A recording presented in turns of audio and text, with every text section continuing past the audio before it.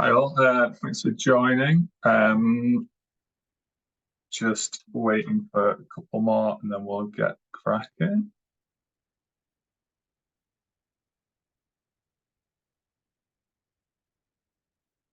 I guess we can start with a couple of intros. So yeah, just first of all for me to introduce myself. I'm Dan, so I'm the Director of Agency at Moda 25.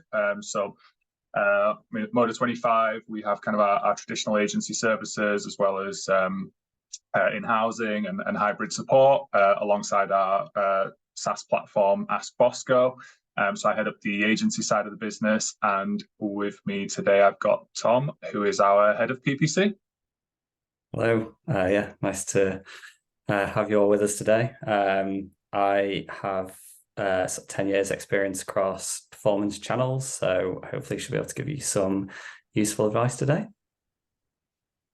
Cool. So without further ado, I think we'll get cracking, and we're going to start with a short list of things to leave behind in 2023, some of which you will be forced to do so, some of which you should potentially do so by choice. So yeah, Tom, do you want to take us away with a little chat about Google Analytics? Yeah, so a little bit tongue in cheek, because a lot of you will have been forced off the platform already and onto GA4. But for those of you lucky enough to be on GA 360, you've still got a bit more time. However, if you're still sort of hanging on to GA UA as a 360 user and you've not got set up on GA4 or you've not certain it's tracking correctly, then these are the things that you really need to be looking at going into the new year, because yeah, you only really have a few months heading into 2024. Well, 6 months, I think, heading into 2024 before you'll be forced to switch over as well. So yeah, making sure that GA4 is doing exactly what you want will be useful. Yeah, and I think it's an interesting one because I feel like this Black Friday, even for a lot of users who have moved over to GA4 now, it was probably their kind of first taste of not being able to really understand through Google Analytics your kind of intraday performance.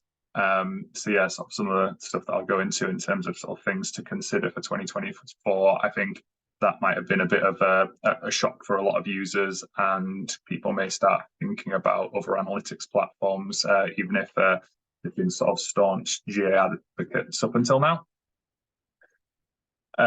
Cool.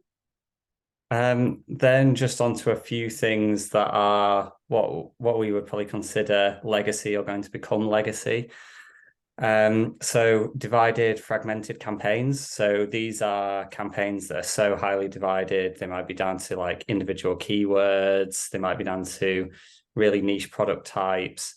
This is something that worked effectively in the past, but has slowly lost effectiveness over time. We're seeing across sort of performance marketing channels where you can group campaigns, that performs better. It is a little bit sad news for the strategists out there, but it does work, and it is very annoying that it works. But generally, grouping things together is the way to go. Single channel measurement. So it is becoming, I guess, more difficult to measure things as a whole. But any ways in which you can be doing that is going to be beneficial. So if you are still looking at channels in isolation, whether that's your programmatic, whether that's your Facebook, you really need to start having an idea of how are we going to understand the incrementality of those channels. So let's say you are using Facebook platform measurement. What incremental benefit is that bringing to your other channels as well? So it doesn't necessarily mean having a one-size-fits-all measurement platform, because that is almost impossible to find. But having an indication of how all your channels all impact each other is going to be really useful in 2024, especially as tracking does get more difficult. Yeah, and another interesting one. Just the other day, Awin released an article which was I guess in a subtle way, kind of trying to like have a go at GA4 for prioritizing other channels over Awin, over affiliates. And I think there's certainly some truth to it, but for a long time we've kind of talked about last click being over generous for affiliates. And I think it's one where maybe GA4 undervalues the channel, but it certainly now is the time to start looking at channels like your up funnel activity, like you've mentioned, but even your bottom of funnel activity as well, and see kind of actually have we been overvaluing some of these channels for some time, and how do we look at this on a more incremental basis in 2024? Definitely. And then just finally on this section, cookies. So Google have been threatening to get rid of these for a long time now, but it is currently still set to end in 2024, and at least a test group of users will have cookies sort of removed altogether in Chrome at the start of 2024. I think this is only a small test. Google might push this to 2025, but it's something to really think about, bear in mind, especially when you're looking at your other single channel measurement, your multi-channel measurement. How is that going to be impacted by the loss of cookies? Again, if you're looking at programmatic, if your programmatic partner uses cookies, how are you going to shift away from that? Have all of these things in mind when you're heading into 2024, because a lot of it is going to become ineffective or go away in the near future. And quite a few of those things that Tom's gone through there tie into sort of what to expect. And I think the biggest one, and I think everyone's aware of this to some level, but kind of AI everything. And again, this ties into what Tom was talking about sort of fragmented search campaigns at a really kind of granular level. The reason that they are outperforming when they're less segmented is because there is much bigger focus on sort of the machine learning side, whether it's AI or not. I'm sure it's going to be called AI more and more, but that is going to be, this is going to be something that is more important across all aspects of marketing. So everything from sort of your targeting and creative, but also sort of your reporting, video generation, creative generation, ad copy translations, product feeds and product feed translation and optimization. I think it's something that's going to, touch all points of marketing throughout the year. And I guess, again, so that ties into platforms or channels like Performance Max. So I think there's been a general kind of reluctance earlier in 2023 to kind of utilize sort of the black box aspects of Performance Max, and sort of throughout the year, more and more retailers have started using Performance Max more. Seeing strong results where it is properly structured and the right data is being fed into the platform. And there's certainly more to come. I'm sure Google are going to continue to push it, but I guess some of the positives around what I think are things to come in 2024. I think Google are going to release more new features for it already throughout 2023. We've seen some big improvements in some of the visibility, and it's certainly not at a level that marketers sort of like myself and Tom would love to kind of really get into the nitty-gritty of it, but there is more features. There are more features now than they were when it first launched, and I think that is something that's going to continue to change. And alongside that as well, I think people are going to try and take away from Google as much as possible that black box nature, and there are already things like script to sort of estimate or calculate or estimate sort of a breakdown between your audiences that you're targeting through Performance Max, to break down sort of what channels your Performance Max activity is coming through. And this is always going to be sort of, as users want to get more data, want to get more control, and I don't think sort of anyone's going to, unless Google sort of turn off the tap completely on it, I think people are always going to try and sort of break the system a little bit with things like this.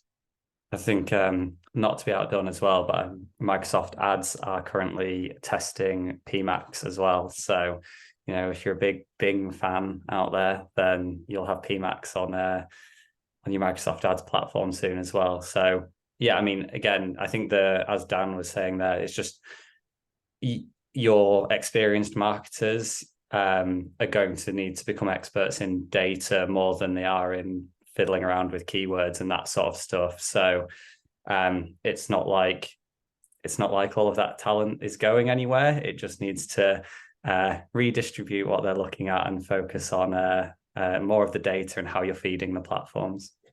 Yeah, absolutely. And to a certain extent ties into sort of some of the other things. So I think as tools like Performance Max do make it simpler to kind of get that lower hanging fruit, and particularly that bottom of funnel activity, I think we are going to start to see more and more retailers sort of moving further up the funnel and realizing where they perhaps haven't done before, that there is more needed to do to kind of fuel demand, where it's getting more and more competitive at the bottom of the funnel and just pushing for those people over the line with your shopping activity or sort of long tail search. In the past, it's not possible anymore, and it's getting more competitive. So things like increased video activity. So I guess, yeah, Google themselves always pushing for more and more on YouTube, shorts, whether that's across, like YouTube, TikTok, Instagram. But I think connected TV is going to be a big one. I think that's going to be growing over the next few years. And there's already kind of talks of sort of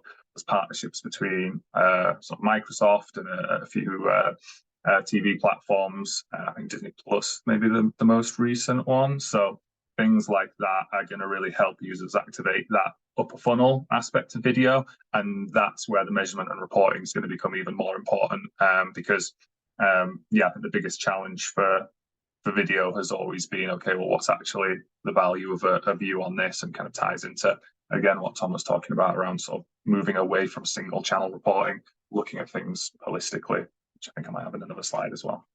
And I think, just a final bit of advice on video, especially on the Google platforms.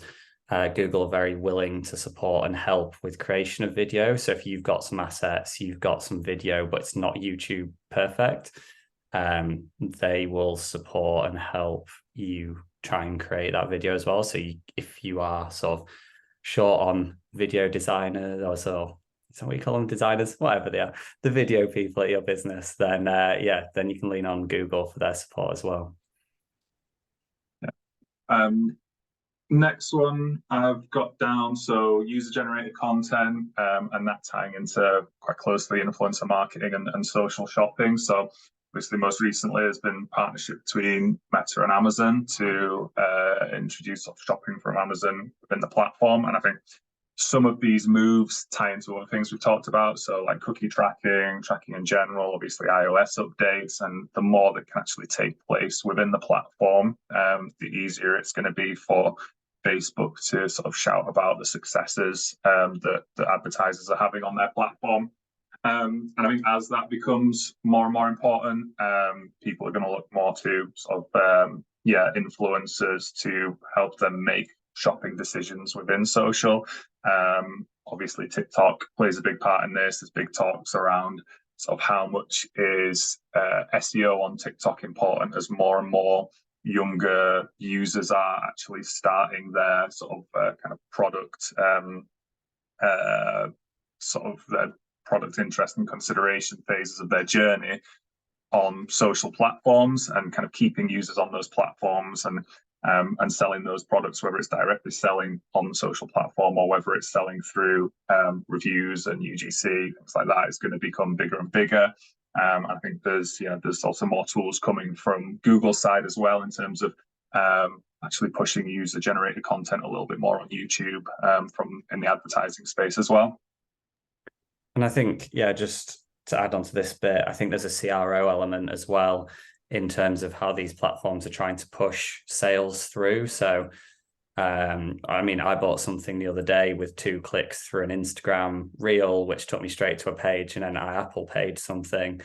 That's what Meta and Amazon are trying to do, where you'll just buy something straight, in a couple of clicks through Amazon Pay.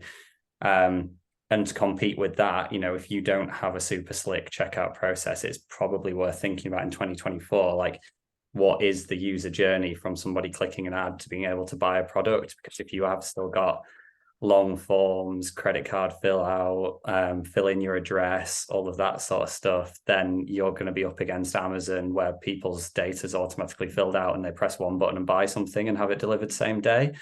So think about the user offering and the CRO journey of your website as well. Yeah. And I guess it doesn't fit into this here because I was kind of talking more about social, but really close to what Tom was just saying there. Google are doing more and more in terms of rolling out and testing people purchasing directly through the shopping tab, say. So they may never actually see your website, or people tests in the US at the moment where a user can add a product from the Google shopping tab to their basket, and rather than landing on that product, they go straight through to your basket page. So again, as Tom says, so taking that CRO element out of your hands. So yeah, there's definitely pros and cons to that. You kind of want the control, but at the same time, I think Google are looking for opportunities that, okay, well, maybe there's retailers out there where they don't have the best checkout process, they don't have the best sort of CRO in place, and we can help get people straight over the line by them checking out on Google Shopping tab, or sending them through to your basket.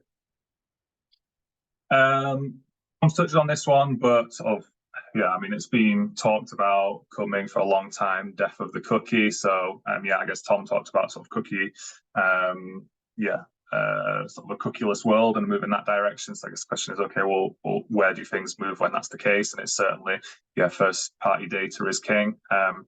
In terms of optimization and reporting, I think more and more advertisers are going to and should move towards utilizing their first party data. So I mean, one of the big sort of things in sort of some of our own reporting through Ask Bosco that we're moving towards is pulling data directly from your website platform. So whether it's Shopify or otherwise, to get that first party data is sort of your main source of truth.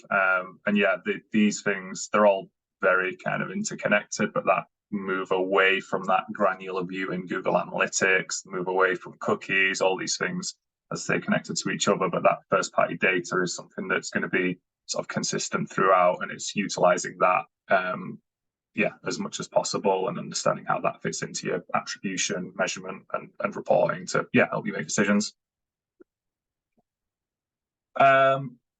Which I guess leads me on to the next point, which is reporting and attribution. Obviously, attribution has been a big talking point for probably like 3 or 4 years now, and getting that right. And the goalposts, I think, have really moved from sort of an attribution point of view of people either utilizing sort of out of the box models, or kind of getting to that granular level where they're able to generate their own attribution model, which I think that's always been the right thing to do, and a move away from sort of like last click, and a move away from some of the more basic models like linear as well, steps in the right direction.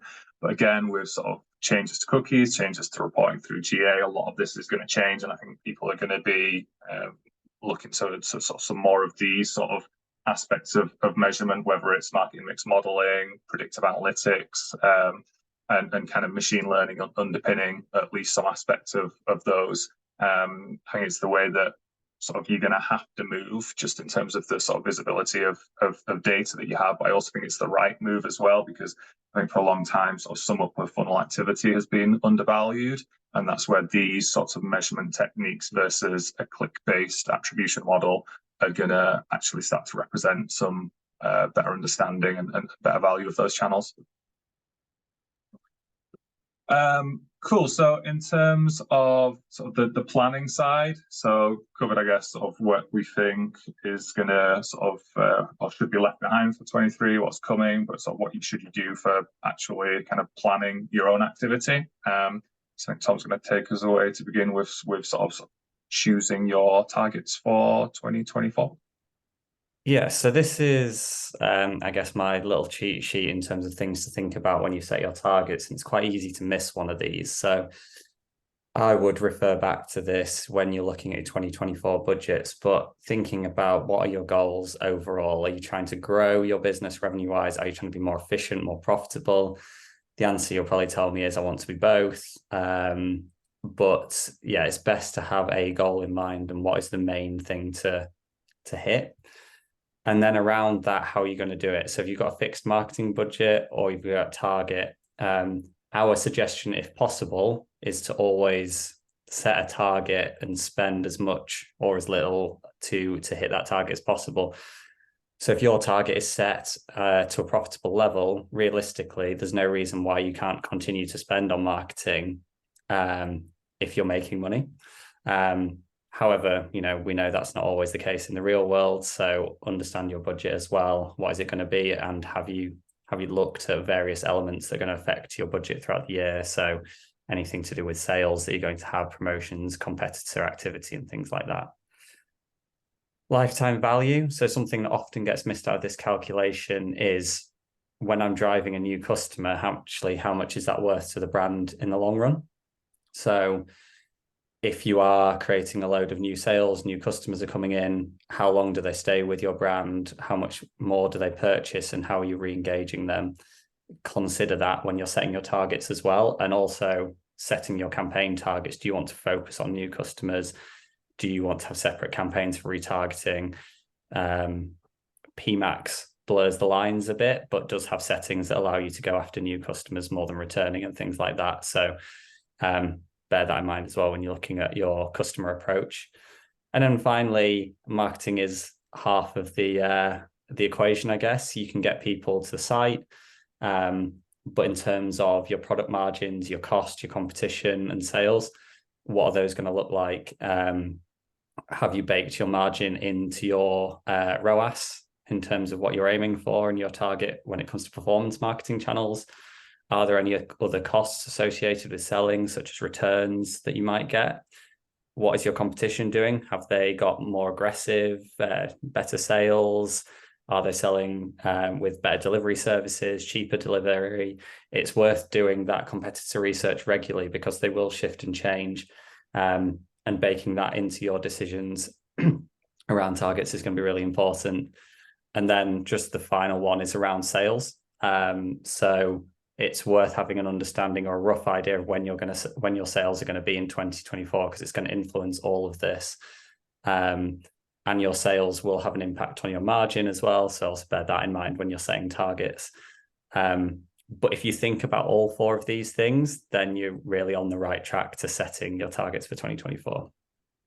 Yeah. And I think at a more practical level as well, sort of once you've gone through this process, it's worth then kind of exploring, okay, well, what is the right platform for sort of reporting and optimizing on these? So for a long time, we've sort of been, we've recommended to retailers like on the search side and display as well, sort of campaign utilization of Campaign Manager and Search Ads 360, so that you're tracking a wide number of metrics sort of in any kind of checkout. So it's not just pulling through, okay, well, what's the value of that basket, but actually what's the segmentation of that, and everything from top level, okay, well, how much of that was tax and shipping, to what products were pulled through, what brands were they, what's the margin of those products, to allow for kind of smarter bidding decisions.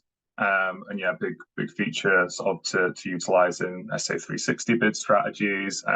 And I know that there's some betas coming on just the standard Google search side as well, for kind of deferred conversion value, whereby you would track a conversion at the day it happens, but then you would later upload the value of that. So good for, I guess, good for lead gen, for you don't know the value immediately, but also another way to get some of that additional data alongside your conversion data. So rather than just pulling from the actual sale, you can understand your margin and let Google know about that as well.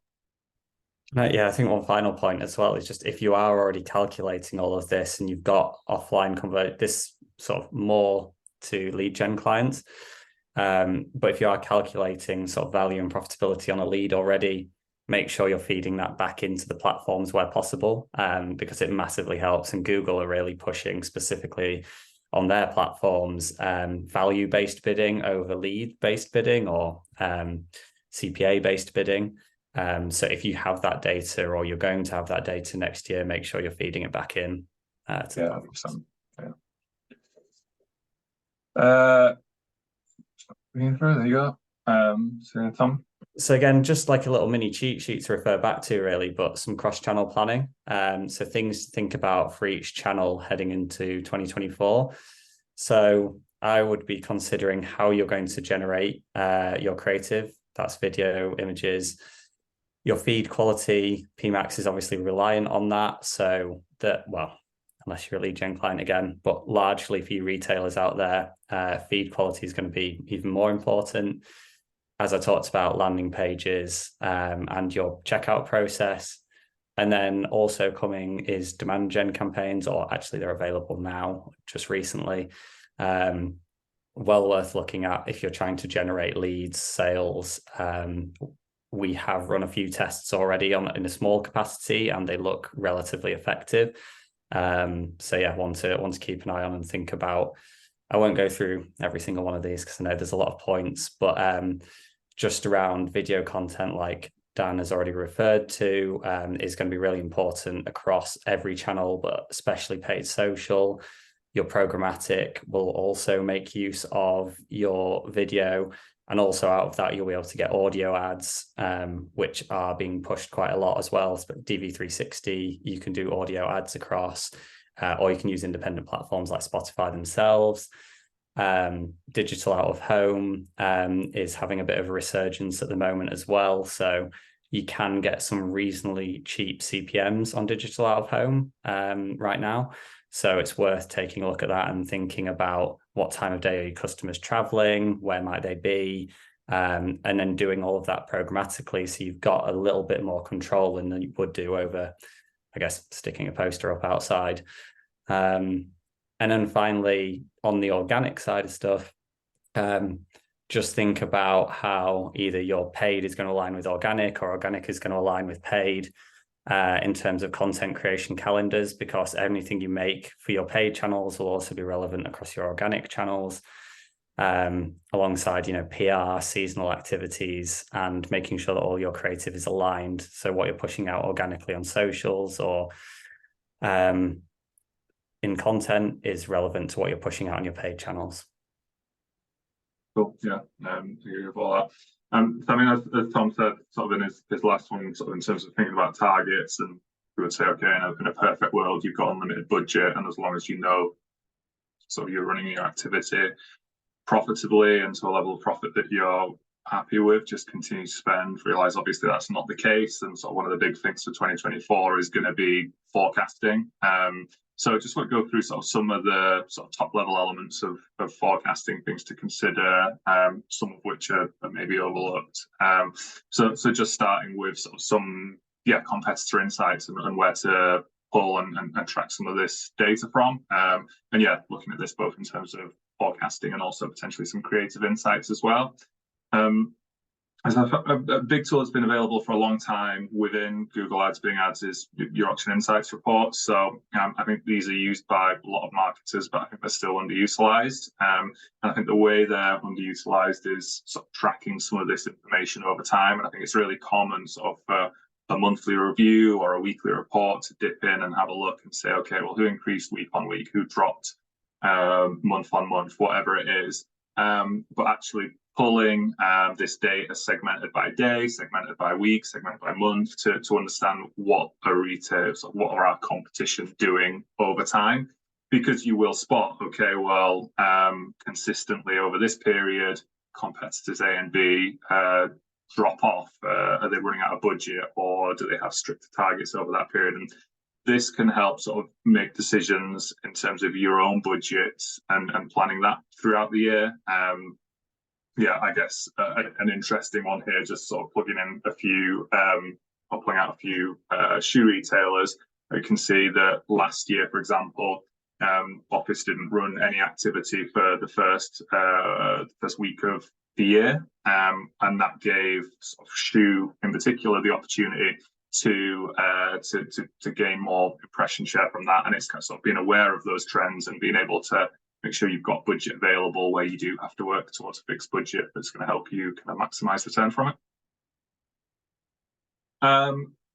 Going over to the creative side, just a few tools that are relatively sort of new and certainly underutilized. So Meta Ad Library, so looking at page transparency, and we've got links to sort of some of these reports in the sort of one pager that we'll share at the end. There'll be a little QR code so you can download that. But really interesting to see sort of what creative your competitors are running, but the level of detail on this is quite good in that you can actually see when they were running those as well. So you can see how frequently your competitors are updating creative, or what kind of promotions they're running and when they're running them. And again, sort of a lot of these things, businesses are going to be running sort of the same promotions year in, year out around the same time scales, and understanding when they might be can help you plan your own budget, plan your own promotions, and also sort of be the basis of your creative approach as well. Just to chip in on that one, there's a little top tip as well. If you're worried about competitors or spam links as well, you can find them in this. So we recently had a client who found that they were getting loads of complaints saying that people have been scammed out of money going through their ads. Turned out it wasn't their ads at all. And we could find all of these sort of spammy copy links in the Meta ad library. So if that's something that's happening, you can find that in here as well. You can just search your brand name, they'll all come up. You can report them to Meta and hopefully they'll get taken down. So, if that is something that crops up, or you just want to see what your competitors are doing, like Dan said, this is really good. And the same thing for sort of Google Ads as well. So yeah, this isn't just search ads, but a view on sort of shopping listings, display, YouTube, video. So again, yeah, really useful for a lot of aspects. I guess it's most basic, kind of what messaging are my competitors using, but also can help you get an understanding of sort of price point, which products they're pushing through shopping and video, things like that. So yeah, really insightful to help you understand what they're doing and kind of where you need to adjust your strategy around that. Third-party tools, so not just going to plug Ask Bosco as one tool that can help you understand sort of where you position against your competitors, but things like SimilarWeb, SEMrush, SpyFu, all tools that we use internally to help understand what competitors are spending, what keywords they're bidding on, what level of budget split they've got between channels, and yeah, I guess tying into that auction insights data, sort of how they are pushing and pulling their budgets throughout the year to help us understand, okay, well, how do we need to react to that? Where should we be pushing and pulling as well? An aspect I'm sure people don't miss out on when they're doing their forecasting, but still worth mentioning, is sort of your seasonal planning. So obviously everything from seasonality onwards, but kind of thinking about it a bit more sort of granular level.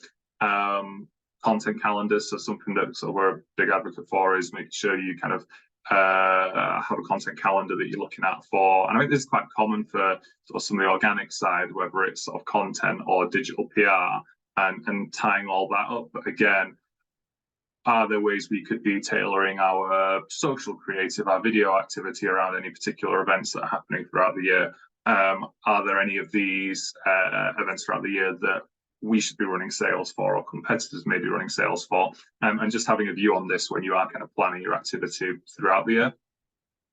I think the other aspect of seasonality as well is obviously, as you would know, most seasons are fairly weather consistent. But we know things have been a bit strange with the weather over the last year. And that has a significant impact on quite a lot of retailers. So it's worth bearing in mind, looking short-term forecasts. If you're looking at the week ahead, what impact is that going to have on you if you do have a weather-dependent product? We know from testing we've done historically that a 2-degree shift over the average can make a huge difference to certain products selling and certain products not selling. So yeah, when you're thinking about seasonality, also bear in mind your short-term forecasting as well and how that's going to play a part. Yeah, absolutely. Another area, and I guess this is going to help you pick out seasonal trends, but one of the things I wanted to focus on with Google Trends, and again, a tool I'm sure everyone's familiar with, but potentially sort of another way of looking at it is, okay, well, of our kind of key terms, how are they trending? Are any of them on decline? Are any of them sort of increasing? This is just a bit of the reason I included this. We were recently looking at this for a client of our own who do a lot of document translation, and just understanding how that space is changing over time. And you can kind of see it over the last year, there's been a big increase in users searching for AI translation. And over the last few months in particular, as that's peaked, there's been a reduction in people searching for document translation. And so a big shift there, and that's potentially something that's going to shift how they actually approach their marketing activity, potentially how they approach some of their sort of overall sort of business approaches. And yeah, there's not necessarily going to be things this groundbreaking for every business, but still worth looking at, okay, well, which of our products are on the up, what things should we be focusing on throughout the year, and where should we, again, sort of potentially be shifting our budget between different campaign types, different asset groups, things like that. And the final one, and I guess this ties into everything, and particularly into sort of what Tom was talking about in terms of sort of that channel planning, but actually taking a view of your budget throughout the year across different levels of the funnel. So when should we be focusing budget on interest activity versus needing to put all our budget towards conversion? Now, again, in a perfect world, you would have unlimited budget, and you'd be able to sort of capitalize all three of these parts of the funnel throughout the year. But realistically, that's not going to be the case. And that's where you need to look at this sort of planning to say, okay, well, over these weeks, we know demand's low, but we know that people are doing their research to purchase when it's the next big promotion, or to purchase when it's back to school. That's when we should be pushing our budget towards interest and later on throughout that period of consideration. Whereas when that happens, we need to shift our budget towards conversion to make sure that we're maximizing that low funnel activity, maximizing our position in the market when the demand's actually there. So I think a piece of analysis is not just looking at this at a channel level, and to some extent this might come before breaking things up at a channel level, but actually thinking about this as your full funnel marketing and how you should be approaching each aspect of that. Yeah, and just to add to that as well, if you haven't already looked at it, the time to conversion of your average customer as well will help feed into this. So usually the higher your AOV of a product that you're selling, the longer it'll take a customer to make a purchase decision. So you will probably need to bake that into when you're running interest-based campaigns versus consideration versus conversion as well. So you can get that sort of information from analytics and any other measurement platforms that you're looking at. But yeah, just have a look at your user journey time to purchase as well. So that brings us to the end. So thank you for joining. This is the best slide. Got 7 minutes back. I hate this slide. So we've got a QR code here. Everyone will get on the email afterwards if some of you not got your phone available to use this, but I'll send through a little sort of cheat on a lot of the things we've talked about today, and a few links to quickly access some of those reports. And I think that's everything, unless you've got any sort of closing thoughts, Tom. I think we have a question, Dan. Okay. Do you have it? I'll read it out to you. What's the most effective way to gather first-party data if cookies and tracking is becoming stricter? Are you asking me to answer that? We can answer it together, but you go first.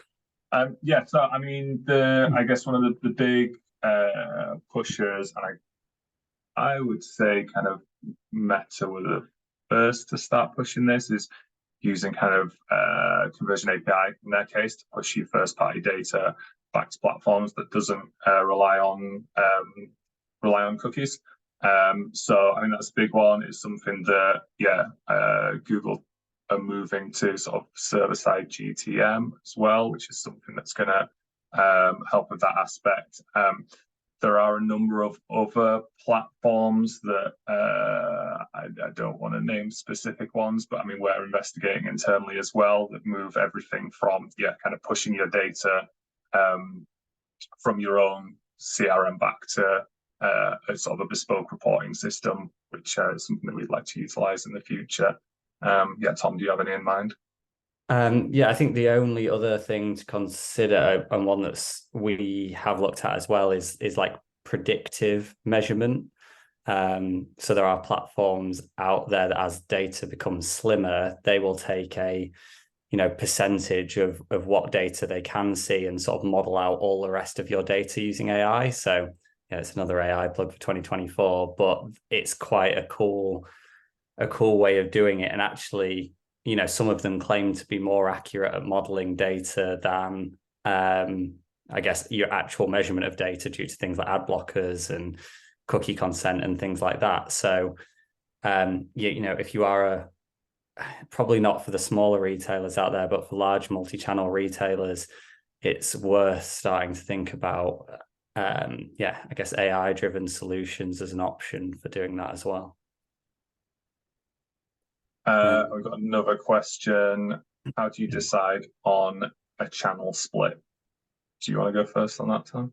Sure. So again, this goes back to target setting the most, I think, in terms of what you're trying to do. Different channels have different strengths and weaknesses, as you'll know.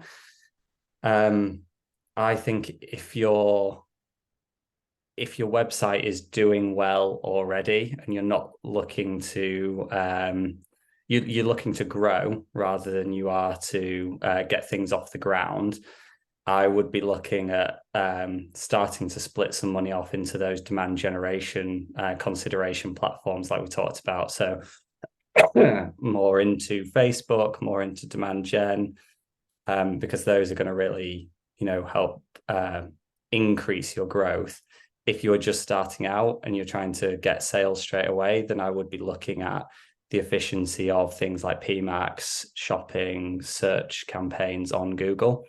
And overall, it's just based on an overall ROAS target, really. So if you can look to blend your channels as an overall, if you trust your measurement, this is, look to blend your channels measurement into one overall goal, and then play about with what impacts what the most, like we talked about at the start. So, try doubling your budget for social, try halving your budget for programmatic, things like that, and see what impact that has on channels like direct and organic, because that will help you come to a conclusion. So there's no one size fits all answer to this question, I don't think, but there's plenty of ways to go about it. Yeah, and I agree with that sort of test and learn approach with budgets, because I guess going back to one of my previous slides, I mentioned market mix modeling and sort of predictive analytics. Now, if you've only ever spent £1,000 on Facebook every single month the whole time you've run Facebook, you're never gonna gain any insight into, okay, well, what happens if I increase investment there, or what happens if I reduce investment there? So there has to be like a test and learn approach. And I guess, yeah, the first one, sort of, that's how kind of market mix modeling works. It's looking at, okay, well, to really oversimplify it, okay, well, when we spent £2,000 on Facebook versus when we spent £1,000 on Facebook, not just what did that generate through Facebook, but what did my overall sales look like over that period? So I think sort of generally as a one-off project, it's a good way of understanding channel performance as well as incrementality testing. And then I guess on the sort of time series forecasting, predictive AI, so the features that Ask Bosco uses to help answer this question. Again, by looking at sort of diminishing returns of each channel, and okay, we've hit diminishing returns on our low funnel Performance Max campaign, so recommending to push budget towards the next I guess the next lowest hanging fruit up from that, which is going to be, as Tom says, kind of moving up the funnel. Any more questions? None come through. I guess we'll leave it there then. Cool. So yeah, as I say, sort of checklist here on the QR code, and an email will go out for anyone who wants to access it through them. Thanks everyone for joining. Thanks everyone. See you all. Bye. Bye.